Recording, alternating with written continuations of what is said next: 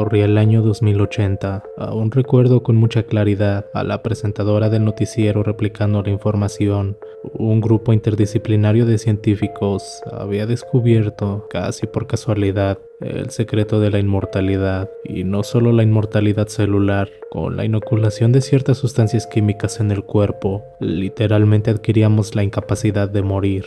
El mundo entero se mostró extasiado. La sola posibilidad de no vernos a nosotros mismos o a nuestros seres queridos envejecer y morir era suficiente para soñar con el paraíso. Los humanos jamás tendrían que volver a dar un pésame y el duelo quedaría en el olvido. Evidentemente, surgieron ciertas preocupaciones. Los más viejos consideraron que el aburrimiento de una rutina eterna sería lo peor. Desestimaron su preocupación, diciendo que eran la clase de personas que jamás invitarían a una fiesta.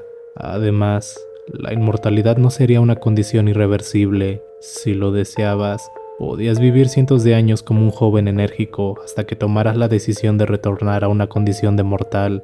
Una inyección solucionaría todo, pero otros temían que la población creciera de una forma tan desmedida que el planeta se hiciera inhabitable. Democráticamente, los humanos alcanzaron una solución justa para todos aquellos que deseaban concebir. Se les autorizaba tener hijos, máximo 2, con la condición de que padre y madre renunciarán a su propia inmortalidad. El acceso universal a la inmortalidad era una preocupación mucho más realista, pero también lo superamos. En pocos años, el costo disminuyó drásticamente, al punto que la inmortalidad se consideró una necesidad humana fundamental y los gobiernos la ofrecían gratuitamente por todo el mundo. Con excepción de algunos aspectos, todo parecía perfecto, pero los humanos poseen una condición natural por arruinarlo todo. La debacle empezó cuando las personas se percataron que podían emplear la inmortalidad de sus semejantes en su contra. La tortura se convirtió en una actividad permanente. Sin la muerte, los humanos se deshicieron de ese último ápice de misericordia que otorga la naturaleza a una víctima de sufrimiento. Cada fantasía, por más enfermiza y cruel que fuera, se convirtió en una realidad. En los noticieros se volvieron comunes los casos de personas encerradas en sótanos, castigadas durante décadas, y la guerra no se terminó, aunque el objetivo ya no era matar, pues eso era prácticamente imposible. En cambio, los combatientes se enfocaron en infligir el mayor grado de sufrimiento. Para muchos, aquello que alguna vez se pensó como un paraíso se había convertido en el mismísimo infierno sobre la tierra.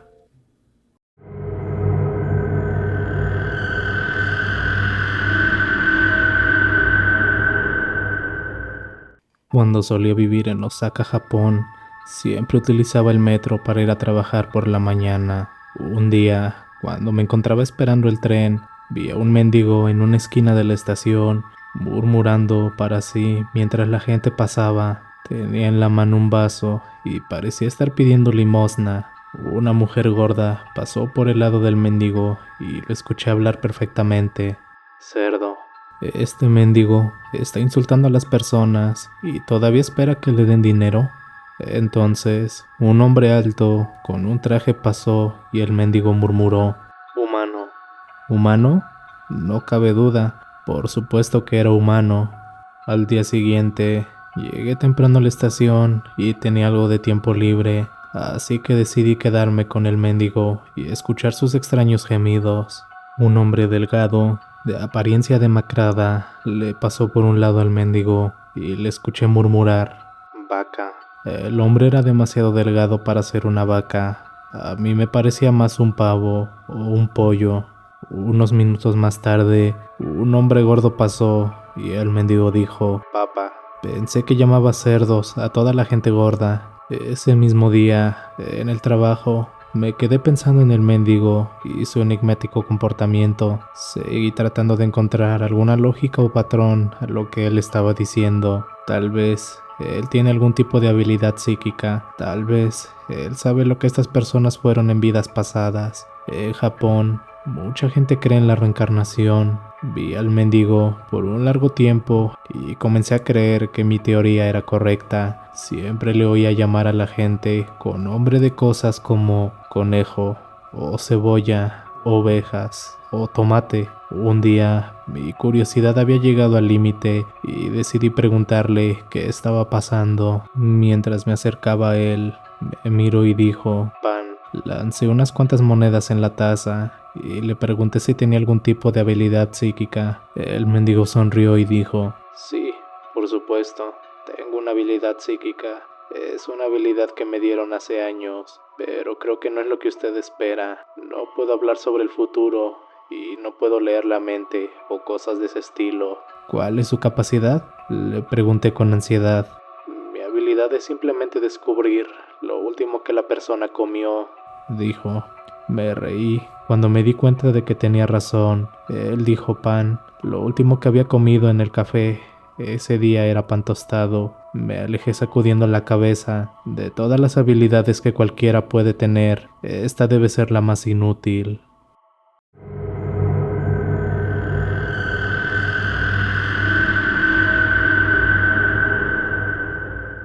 Una mujer que estuvo desaparecida durante más de una década finalmente fue localizada en el sótano de una residencia en el estado vecino. Desgraciadamente, el secuestrador huyó del lugar antes que la policía lo atrapara.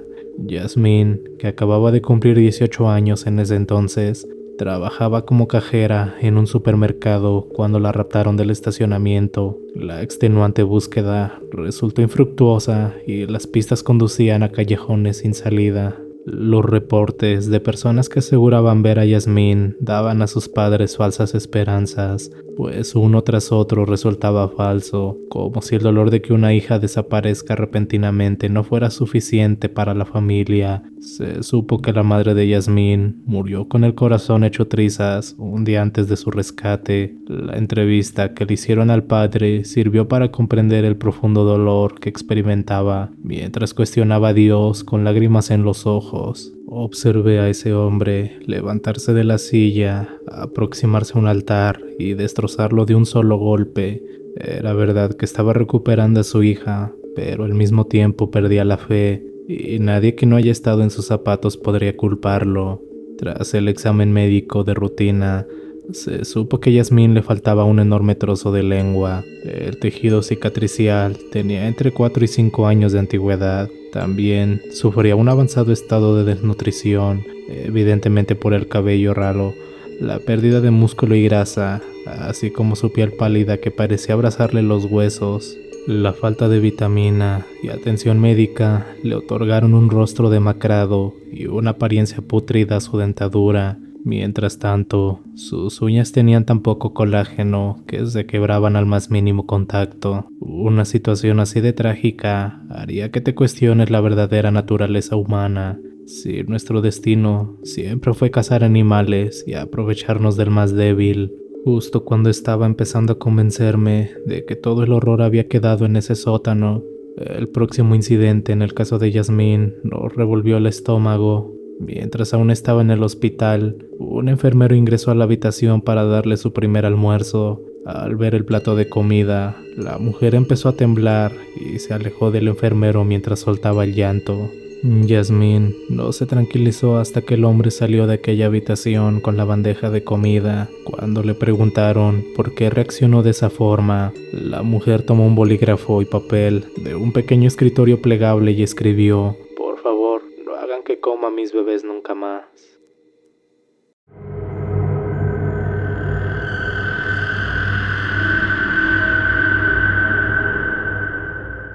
Mi primer deseo fue un vaso con agua, algo sencillo para cerciorarme de que aquel hombre envuelto en un aura brillante no era producto de una alucinación vívida. Concedido, dijo el genio mientras asentía con la cabeza. Instantáneamente, un vaso lleno de agua se materializó sobre la barra de mi cocina. El cristal estaba frío al tacto y el líquido era refrescante mientras lo sentía bajar por mi garganta. Real. Todo era real. Para ese momento, ya sabía cuál sería mi segundo deseo. El premio gordo de la lotería acababa de acumular una nueva cantidad récord. Como los genios de la ficción tienden a tergiversar los deseos, hábito que mi genio jamás confirmaría ni negaría, cuidé mucho lo que estaba a punto de solicitar. Finalmente, le dije: Deseo que los números del siguiente boleto de lotería que compre aparezcan en el próximo sorteo. Concedido, dijo el genio asintiendo con la cabeza. Me dirigí hasta la tienda de conveniencia más cercana a comprar el boleto. Tomé aquel trozo de papel mientras veía la transmisión en vivo aquella noche. Parecía que mi corazón se saldría del pecho mientras los números salían uno por uno. 3 semanas después, tras hacer todo el papeleo y tomarme la fotografía para el recuerdo, era $700 millones más rico, y todo eso después de darle su parte al gobierno en impuestos. Destiné parte de mi nueva riqueza a adquirir una pequeña cabaña lejos de la civilización, de todo el ajetreo y bullicio de la ciudad. La llené de entretenimiento y comodidades. Durante todo este tiempo, mi genio esperó pacientemente a que proporcionara mi último deseo. Lo pensé mucho tiempo. Con todo el dinero que tenía, podía permitirme comprar casi cualquier cosa, pero la intención era disfrutarlo el mayor tiempo posible. Definitivamente, la inmortalidad estaba descartada. Si nunca llegaba a morir, terminaría llamando la atención. Y tampoco es que quisiera vivir para siempre. Finalmente, le dije, deseo morir pacíficamente mientras duermo a los 80 años. Concedido, dijo el genio asintiendo y desapareció. El bombardeo empezó 3 semanas después. Mi casa estaba lo suficientemente lejos como para evitar las explosiones iniciales, pero todavía recuerdo la forma en que se cimbraba el suelo, como si la tierra se estuviera fracturando.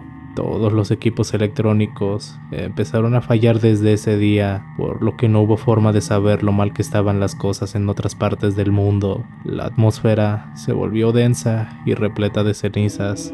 A mi alrededor, plantas y animales murieron por los efectos de la radioactividad.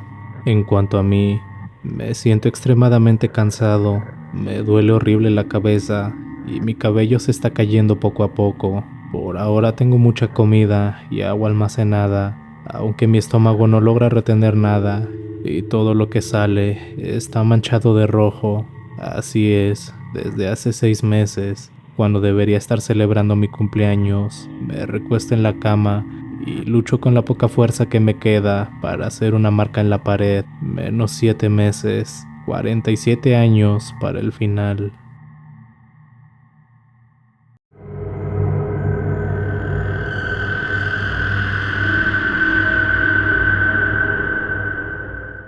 Esta historia es un recuerdo de algo que me sucedió cuando tenía 7 años. A medida que el tiempo ha pasado y he crecido, me he dado cuenta de que no es posible que esta historia sea real, pero aún así, no me puedo sacudir la sensación de que en verdad lo es. Pasó en Tokio, en la estación del metro. Estaba parado junto a mi padre cuando vi al demonio. Una criatura monstruosamente alta y peluda, con alas negras curtidas y un hocico como el de un oso hormiguero. Debí de haberlo estado observando desde cerca por más o menos 10 minutos antes de que al fin hablara, con un murmullo leve que claramente solo fue pronunciado para sus oídos.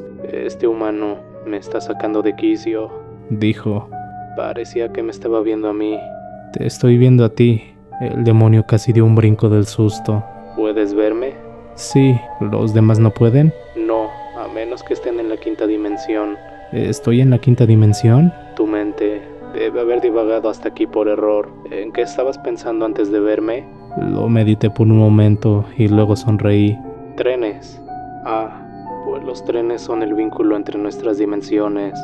Supongo que tu mente simplemente debió de haber deambulado hasta aquí. Eso, o te estás volviendo loco».